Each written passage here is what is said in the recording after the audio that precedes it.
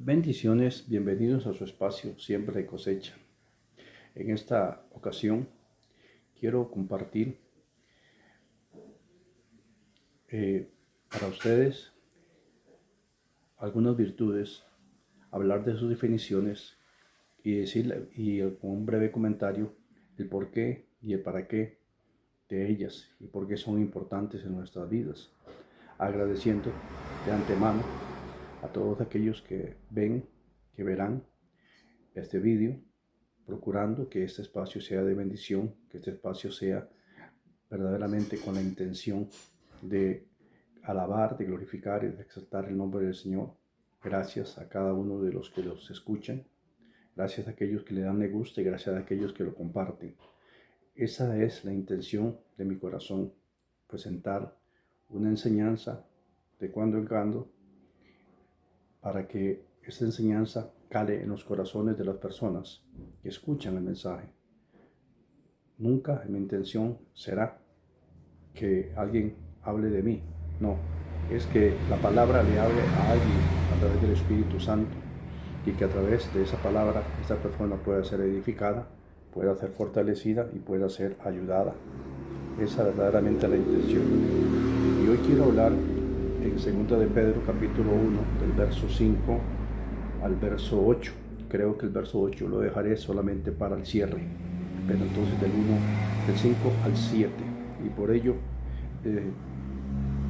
estaré compartiendo una serie de virtudes y el apóstol Pedro nos comparte en su segunda carta. Daré sus definiciones y procuraré hacer el ejercicio de por qué es importante el ejercicio de ella y que están entrelazadas unas con otras. Hablaré de eso con un comentario para poder dejar una buena enseñanza en el corazón del oyente. Es importante que entendamos la necesidad del provecho mutuo de estas gloriosas virtudes. Vamos a leer y sin más pasamos al inicio con la lectura y las definiciones de las mismas, pero para ello leeremos primero los pasajes. Dice así la palabra en el verso 5. Vosotros también, poniendo toda diligencia, por esto mismo, añadid a vuestra fe virtud, a la virtud conocimiento, al conocimiento dominio propio, al dominio propio paciencia, a la paciencia piedad, a la piedad afecto fraternal y al afecto fraternal amor. Que Dios añada bendición a su santa palabra. Que Dios añada bendición a esta palabra. Y para comenzar, vamos a comenzar allí en el verso 5, donde dice que a vuestra fe virtud. La primera que aparece es la fe. Y aunque no voy a dar una por una así, en el orden que están, voy a leer las definiciones. Probablemente voy a leerlas todas con la idea de luego hacer los comentarios como les dije. Entonces vamos a proseguir y para ello comenzamos con la fe. Entonces dice, ¿qué es fe? ¿O cómo entendemos fe? Sabemos que a la raíz de la palabra de Dios, fe es, pues la fe, la certeza de lo que se espera, la convicción de lo que no se ve. Eso es bíblicamente, ¿verdad? Según el libro de Hebreos 1:6 creo que es, o 6:1, perdón. Entonces, vamos a ver, también la fe tiene otras connotaciones o otros sinónimos en la misma escritura. Dice que la fe es confianza, es creer, es fidelidad, es obediencia, es seguridad. Es definida por algunos diccionarios seculares como acto de confianza y convicción en alcanzar algo que no se puede ver o probar, que puede ser religioso, como la creencia en Dios y sus enseñanzas, o mundano, como tener fe en las capacidades de una persona o en la eficacia de la medicina. Todas esas son definiciones para la fe. Ok, dice virtud, la segunda virtud, es una cualidad que se considera moralmente buena, una disposición de la persona para obrar de acuerdo con determinados proyectos, ideales orientados al bien, la verdad y la justicia, y la belleza, es decir, permite hacer lo que está bien y de evitar que hagamos lo que está mal. Eso sería virtud. Conocimiento es un sistema de pensamiento y creencias que se basan en la fe, la revelación y la experiencia personal para entender la relación entre el ser humano y lo sagrado, lo divino o trascendente. Cabe aquí hacer una pequeña aclaración para seguir con las virtudes, de que este conocimiento no está hablando de la sabiduría humana, del conocimiento, no sé, en la matemática, en la física, en la química, no sé, en la electrónica o cualquier otra disciplina que querramos nombrar, sino es un conocimiento bíblico que está hablando aquí el apóstol Pedro. Seguimos con el número 4, que sería el dominio propio. Es la capacidad de controlar el propio comportamiento, o sea, comportamiento propio de la persona, las emociones, los pensamientos y los impulsos para tomar decisiones correctas y actuar con equilibrio, incluso bajo presión o ante la tentación. Ese es el dominio propio. El 5, paciencia.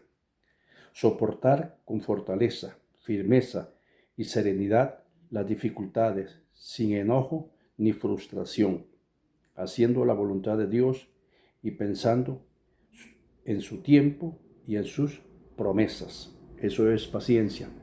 Pasamos a la piedad, que es la sexta. Dice, virtud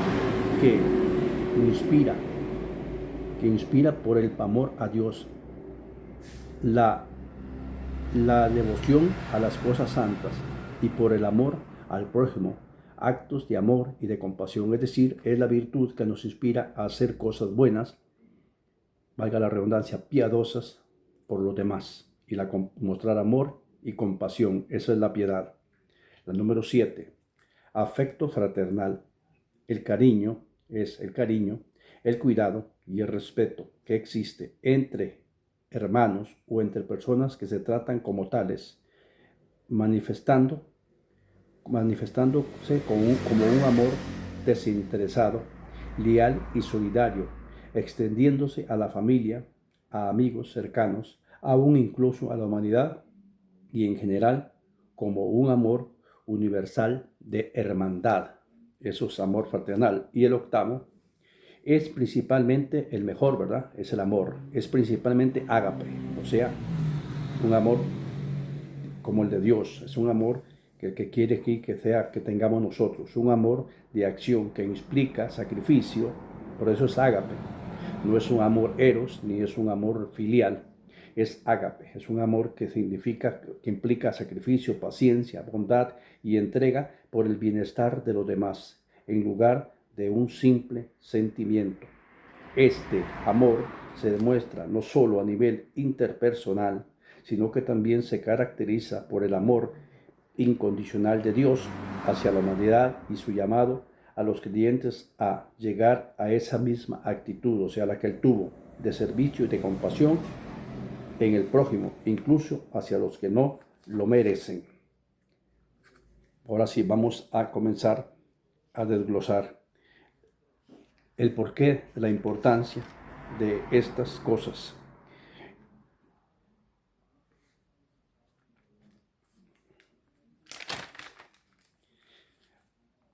¿Por qué añadir a la virtud, a la fe, virtud? Recordamos que es la primera. ¿Por qué añadir a la fe virtud? Estas virtudes se benefician mutuamente. Las buenas obras y los actos de misericordia reciben vida de la fe.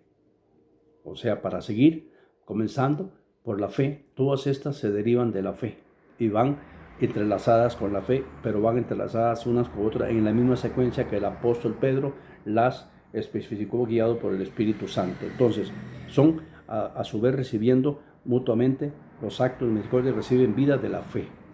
A su vez, aumenta y se fortalece con las obras que hagamos. Tus obras pueden llevar un fruto de aspecto hermoso, pero no estará a salvo de la corrupción diabólica. ¿Por qué? Porque él siempre intentará dañarnos. Sin añadir a la virtud, si añadimos a la virtud el conocimiento, este es para la fe como el sol para el granjero. o sea, de vital importancia. Sin el conocimiento, la fe no ve para poder obrar. Necesitamos el conocimiento. Recuerde que dije anteriormente que es el conocimiento de las cosas de Dios. Ni la obra terminada se inspecciona adecuadamente a la pobre luz de las medidas verdades. Si no te instruyes en la verdad del Evangelio, o sea, para tener ese conocimiento tiene que estar instruido en la verdad del Evangelio, Satanás utilizará tu ignorancia para estorbar tu crecimiento espiritual. Él tiene una idea ingeniosa para cada ocasión. En un caso puede intentar persuadirte de que no eres lo suficientemente humilde y hacer que los abrojos de la autocondenación ahoguen la seguridad de tu salvación. En otra ocasión te halagará con un sentido falso de orgullo por tu humildad, o sea, te presentará que eres tan humilde para que estés allí, ¿verdad? Y la plaza de la justicia propia, o sea, la plaga de la justicia propia. Eres demasiado justo y bueno, ¿verdad? Esa plaga de la justicia propia destrozará la cosecha de fruto espiritual en tu vida. A Satanás le da igual la mentira que utilice. Una vale tanto como la otra si puedes hacer que tú te la creas. ¿Entiendes? Si él puede hacer que nosotros creamos cualquiera de estas mentiras, una, que no somos lo suficientemente buenos o humildes para merecer la salvación, otra, que somos demasiado humildes, entonces somos presuntuosos de la humildad, pero a él no le importa. Cualquiera de las dos que nos creamos serán dañinos para nosotros. Pero el conocimiento no es el final de la obra de la gracia, no. Es importante, pero no es el final de la obra de la gracia. Hay que añadir el dominio propio. El dominio propio, sin él, tanto la fe como la razón pronto pueden ceder su lugar a los placeres temporales. No sé si me estoy haciendo entender. Tal vez es un poco complicado por no haberlo hecho una por una definición y el por qué. Pero la idea es que puedan captarlo. Vamos a tratar de ir un poco más despacio. Ahora, el dominio propio es un excelente mayordomo. Él, o sea, el dominio propio, inspeccionará regularmente al alma y ordena los deseos del creyente para que no pase por alto los deberes cristianos. Es decir, el dominio propio nos regula y nos dice cómo actuar, qué deseos no deben ser aceptados y llevados a cabo y cuáles deberes o responsabilidades del cristiano para dedicarse a la diversión. O sea, si mi interés es divertirme, él me va a decir, me va a regular, ese dominio propio me va a regular y me va a decir, no, primero tus deberes cristianos y luego tu diversión. Si permites que tu amor a la comodidad o hasta los familiares y amigos pues sobrepasen el amor del Señor, no podrás ser un soldado victorioso de Cristo. Por tanto, por eso lo que he dicho anteriormente, pide el dominio propio. Procura el dominio propio. Es una virtud, está en ti. Procura, establécelo. Haz que crezca. Utilízalo. Es para tu bien. ¿Por qué? Ese dominio propio que mantiene seguro el nivel espiritual del corazón y toca la alarma cuando éste se calienta demasiado en los afectos temporales, o sea, cuando se dedica mucho a las cosas de este mundo y se enfría para con Cristo. O sea, es un termómetro, el dominio propio te está diciendo, te está controlando y no, estás muy caliente, estás muy metido en estas cosas y estás dejando atrás los afectos de Cristo por los afectos de este mundo. Imagínate ahora, bien equipado y marchando hacia el cielo, pero encontrarte tomando placer con o en la prosperidad. O sea, estás bien equipado, marchas hacia el cielo, estás gozoso, estás feliz, pero porque estás en prosperidad. ¿No deberías prepararte también para el mal tiempo? ¿No deberías estar preparado para ello también? Para una época de percances, de situaciones anómalas, de situaciones que no queremos, pero que se dan en nuestras vidas. ¿No deberías estar también preparado para ello? Satanás llenará la maleza de 1000 tentaciones. Cuando llegues a los caminos estrechos, es decir, a los tiempos malos, a los tiempos que no hay bonanza, a los tiempos que no hay, que suceden las adversidades. La adversidad donde no puedes correr, como en el día de la bonanza, o sea, cuando no tienes los suficientes recursos para solucionar situaciones, no tienes esa misma prontitud para salir adelante. Cuando, vamos a poner un ejemplo, cuando tú tienes dinero suficiente para solventar tus necesidades aún básicas y te está sobrando dinero. Estoy hablando aquí a personas de recursos limitados, que vamos, como dicen, allí. Y Dios nos va dando lo suficiente y lo que necesitamos, como dice la palabra. Pero vamos allí. Y de pronto se presenta una situación X o Y, pero hay un poquito de recursos y la solventamos. Tenemos que correr, llegar a un lugar determinado, pedimos un taxi y nos vamos, hay cómo pagarlo. Tenemos que comprar una medicina de pronto porque no queda otro que comprarla, hay cómo. Tenemos que ayudar a alguien que lo necesita y tenemos cómo. O sea, estamos pronto, estamos solucionando las cosas pronto. Pero en la adversidad no es así.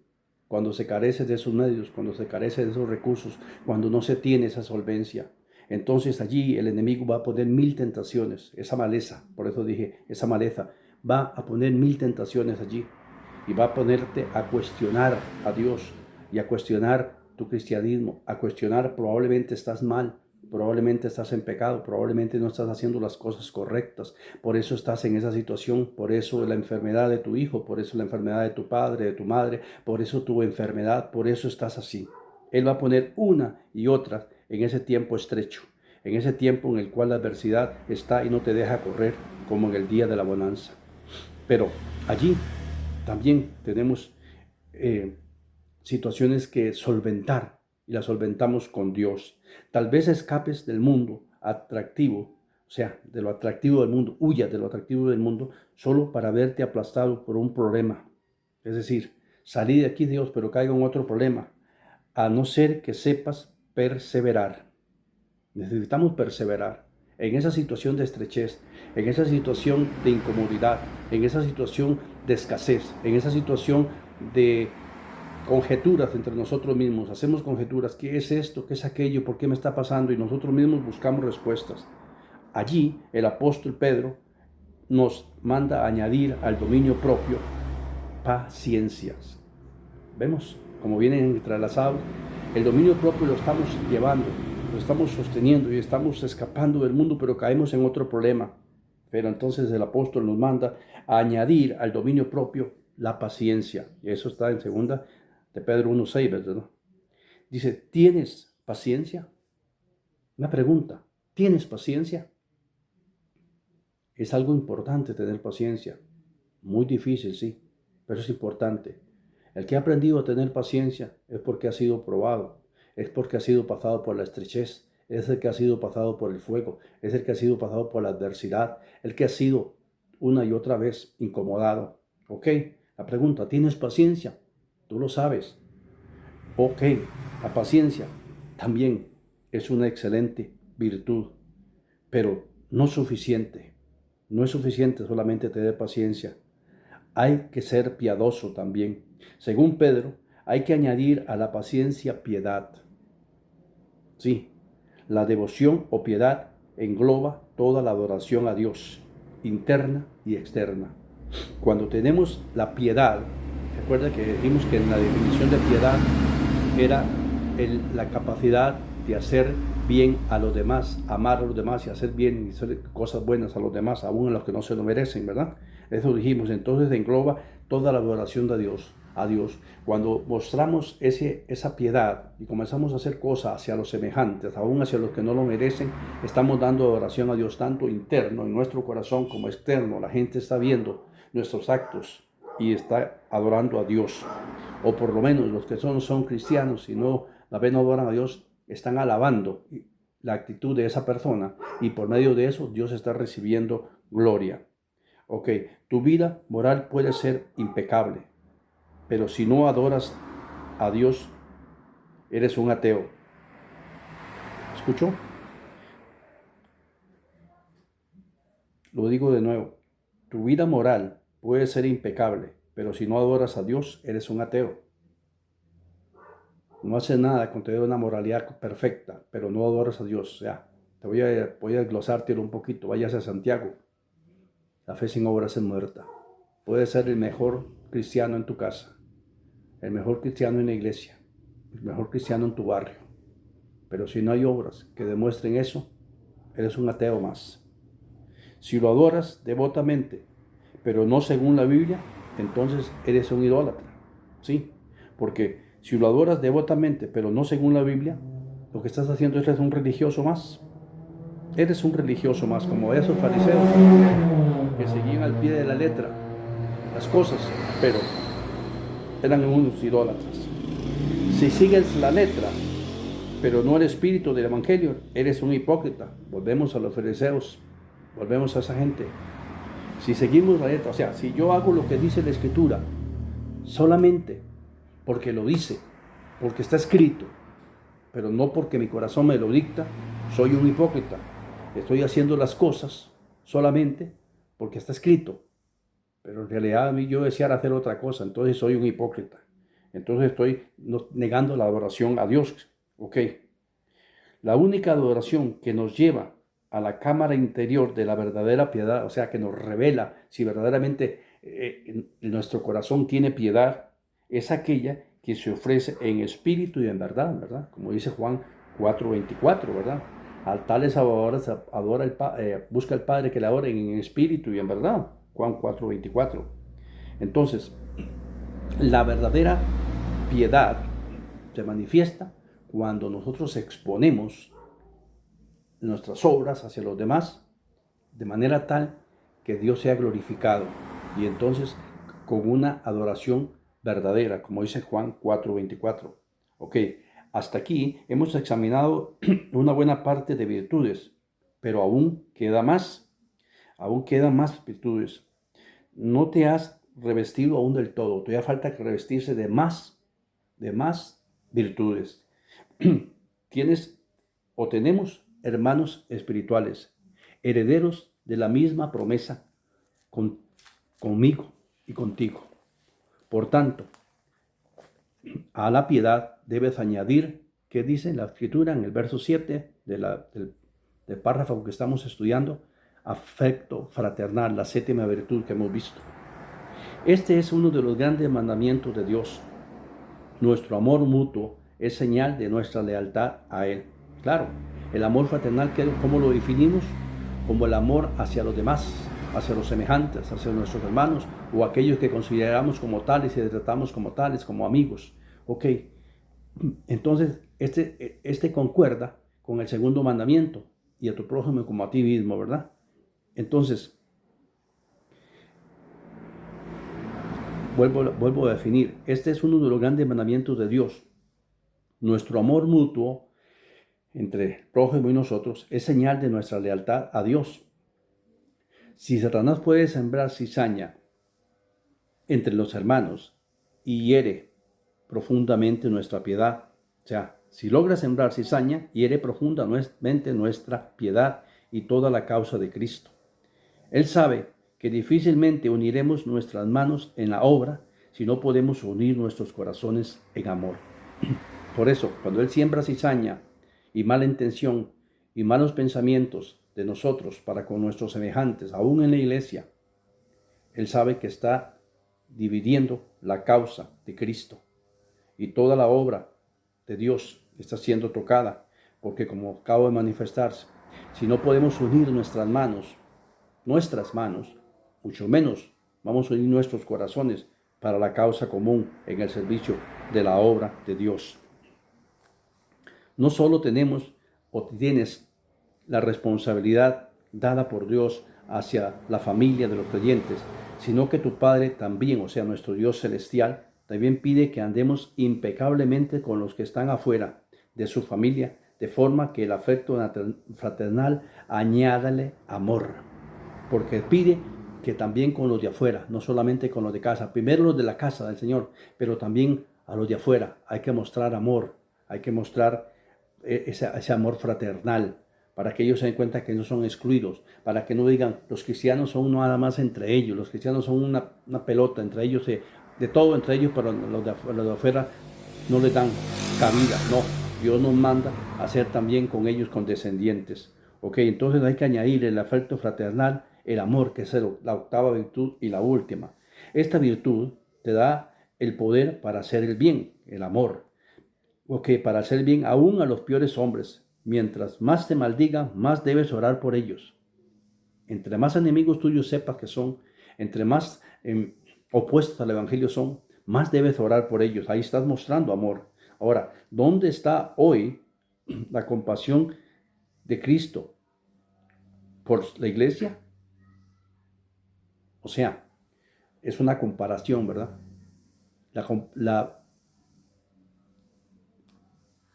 La compasión que Cristo mostró para con su iglesia, nosotros debemos mostrarla para con estos hombres duros, para con estas personas rebeldes, para con estas personas difíciles de tratar, para con estas personas difíciles de recibir aún. Ok, tenemos que mostrarla porque es un llamado que Dios nos dice nosotros también que lo mostremos. Es evidente que si falta esta pieza en nosotros de las virtudes, le estamos dando mucha ventaja a Satanás.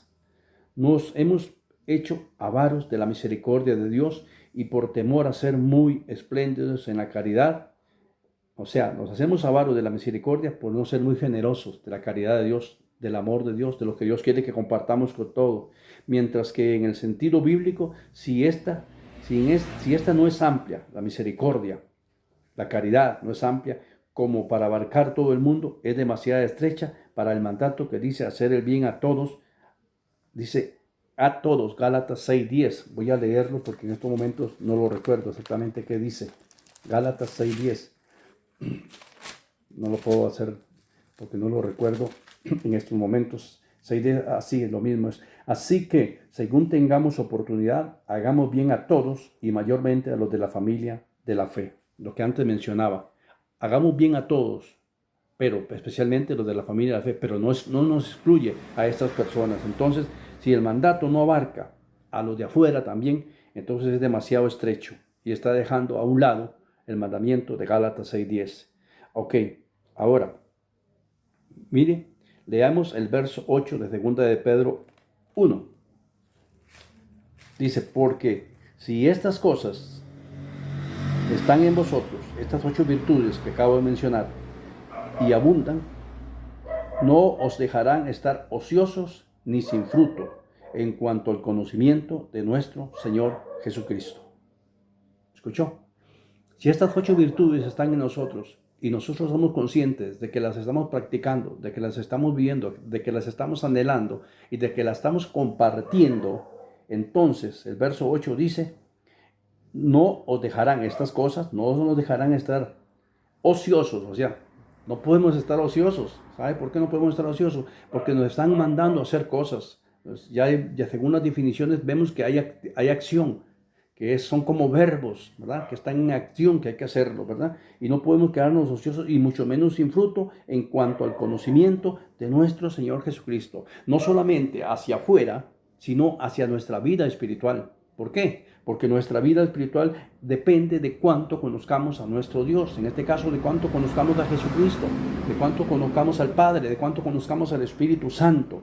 Estas virtudes nos ayudarán a conocer más a Dios y entre más conozcamos a Dios, más fe tendremos. Y entre más fe tengamos, mayor agradaremos al Padre, mayor agradaremos al Señor, mayor y más útiles seremos en la obra de Dios. Espero que con estas definiciones y los lazos entre las virtudes, o sea, que van entrelazadas, aquí expuestas, que les he compartido en este vídeo, les ayude a mejorar la calidad de vida espiritual propia y el deber del servicio hacia los demás. Esa es mi intención, ese es mi deseo. Bendiciones.